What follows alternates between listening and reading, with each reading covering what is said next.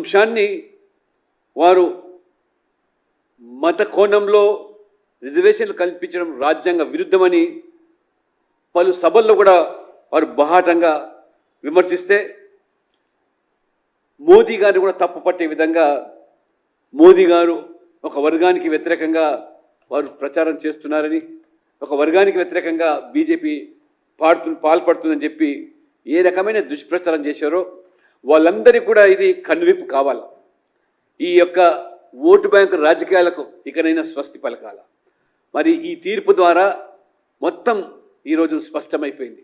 ఎటువంటి శాస్త్రీయమైనటువంటి విధానాలు అవలంబించకుండా, సర్వేలు చేపట్టకుండా మూకుమ్మడిగా పెద్ద ఎత్తున ఈ రకంగా బెంగాల్లో జరిగినటువంటి ఉదంతమే ఇవాళ ఆంధ్రప్రదేశ్లోనూ తెలంగాణలో కూడా మతపరమైన రిజర్వేషన్లను బీసీఈ కోటా పేరు మీద జరుగుతుందో తప్పకుండా కోర్టు ఆ తీర్పు ఈ రెండు రాష్ట్రాలకు కూడా వర్తిస్తుందని.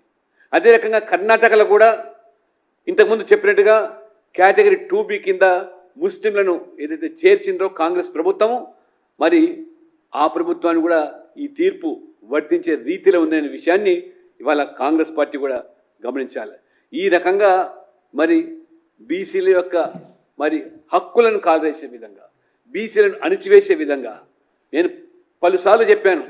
తెలంగాణలో ఈ యొక్క బీసీఈ పేరు మీద 4% అదనంగా ముస్లింలకు ఇవ్వడం వల్ల ఏ రకంగా బీసీలకు అన్యాయం జరుగుతున్నదో అనేక పర్యాలు గ్రేటర్ హైదరాబాద్ మున్సిపల్ కార్పొరేషన్ యొక్క ఉదంతాన్ని కూడా నేను ప్రస్తావించాను.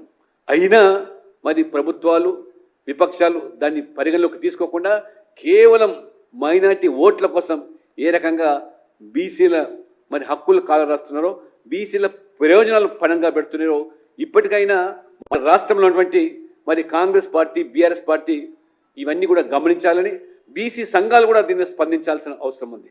లేనట్టయితే ఏ బీసీల కోసమైతే, ఏ బీసీల ప్రయోజనాల కోసమైతే ఇవాళ మనం పనిచేస్తున్నామో మీరు ఈ యొక్క కోర్టు తీర్పును స్వాగతించడమే కాకుండా దానికి పూనుకున్నటువంటి మమతా బెనర్జీ కానివ్వండి, కాంగ్రెస్ పార్టీ కానివ్వండి, లేదా ఈ ఓటు బ్యాంకు రాజకీయాలకు పాల్పడుతున్నటువంటి వాళ్ళ నైజం ఇవాళ మరి బట్టబయలైంది. కాబట్టి బీసీ సంఘాలు కూడా దీని మీద తీవ్రంగా పరిగణలోకి తీసుకోవాలి. లేనట్లయితే బీసీ సమాజం అంతా కూడా తమ హక్కులు కోల్పోయే ప్రమాదం ఉంది.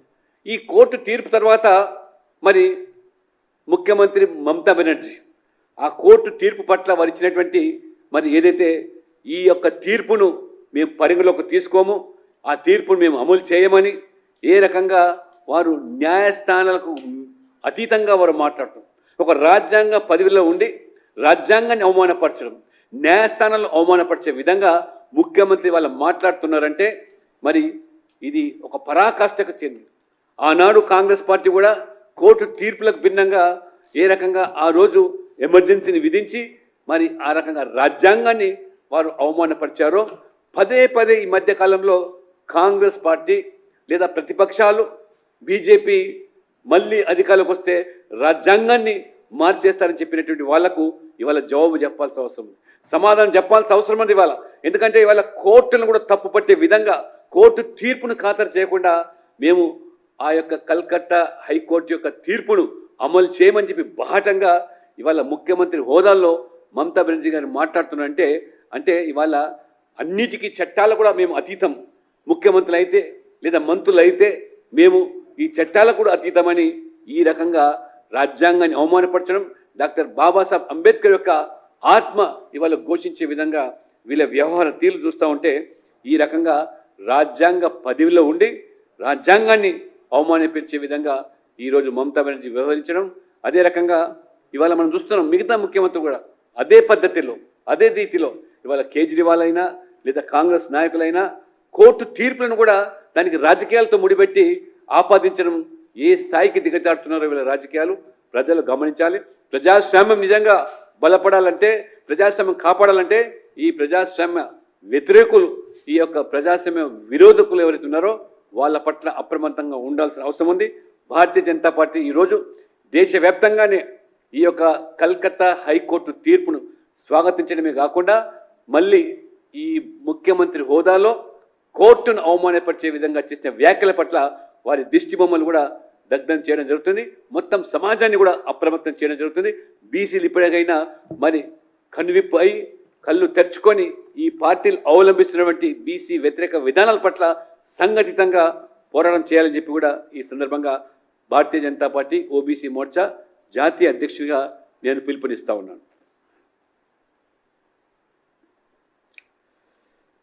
हिंदी में बंगाल में 2010 के बाद सभी ओबीसी प्रमाण पत्रों को रद्द करने का निर्णय का स्वागत भारतीय जनता पार्टी आज किया जा रहा है.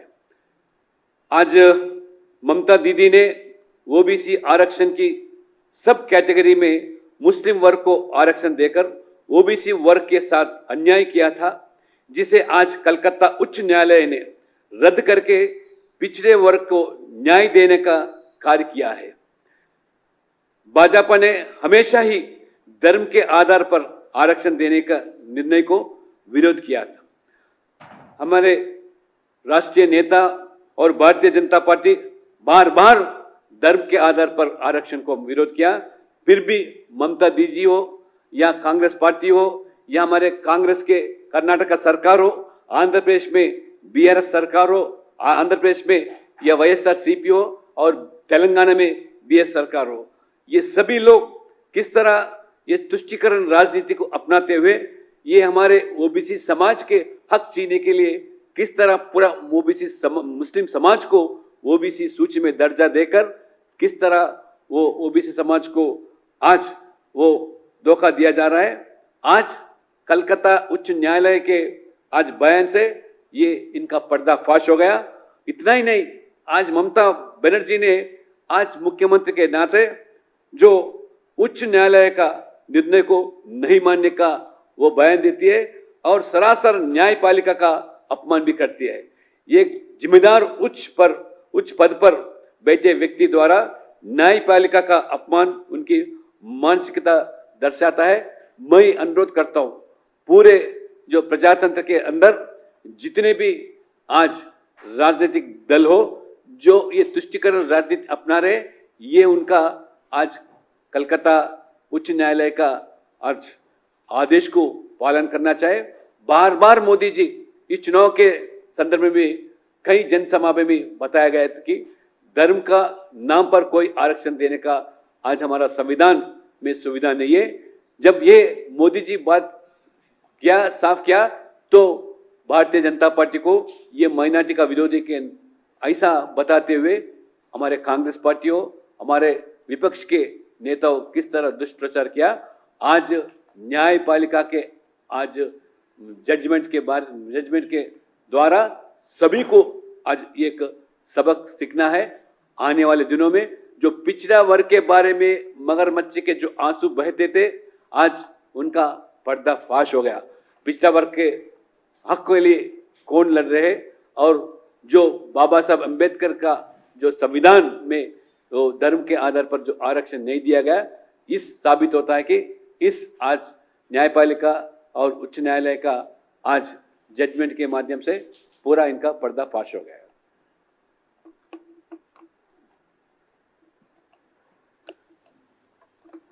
The decision by the Calcutta High Court to invalidate all other OBCs certificate issued in West Bengal by Mamta Banerjee government from 2010 is a timely and much needed move. Yet again, the exposure of appeasement policies of whether it is Mamta Banerjee government or Congress government or Congress leaders. Now it is high time that these parties should realize this vote bank politics. The Calcutta court judgment, it should be eye-opening to all the parties who are now proposing this vote bank politics and appeasement politics. Now Bharatiya Janata Party repeatedly, and our beloved Prime Minister Modi ji also repeatedly during this election course, he has made it very clear. Reservations cannot be made on communal basis or religion basis. That was the constitution which has given provision to only socially backward class people in the society. But unfortunately, in Karnataka, the Congress government has included Muslims into OBCs. Now, 77 categories of Muslims have been included in West Bengal. So this High Court judgment is a slap on the face of this not only Mamata Banerjee government, it's also a slap on the face of the Congress and other parties who are now pleading for reservations to Muslims in the name of OBCs. Without any scientific survey, without any study, they are just including all the Muslims into OBCs. Even in Andhra Pradesh, where 4% reservations exclusive for Muslims, in Telangana, 4% reservations for exclusive Muslims also. It is also a purely a religion and communal based reservations which cannot be accepted. Already the High Court of this Andhra Pradesh also now earlier also they have squashed the reservations, but unfortunately in the name of stay by Supreme Court they are still continuing. After this Calcutta judgment, now at least this government now should realize whether it is BRS party or Congress party now who are advocating for reservations to Muslims in the name of BCs, how BCs have lost their opportunities. It is a glaring example in GHMC elections also, wherein out of 50 divisions reserved for OBCs, 31 Muslim OBCs got elected and only 19 OBCs of other communities have got elected. This is the discrimination towards Hindus and BCs of these parties and appeasement of vote bank politics by Congress and so-called criminals. So, throughout the country, OBC Morcha has given a call to demonstrate and also to welcome the decision of Calcutta High Court and also to condemn the Mamata Banerjee attitude that she is not going to honor the Calcutta High Court judgment, and she also made it clear that she will not implement that High Court judgment in the Bengal state. So it means she feels that she is above court of law, she is above all constitutional guaranteed rights. As a CM, she feels that she is above all. This is the attitude of not only Mamata Banerjee, all the opposition parties who are advocating reservations in the name of religion.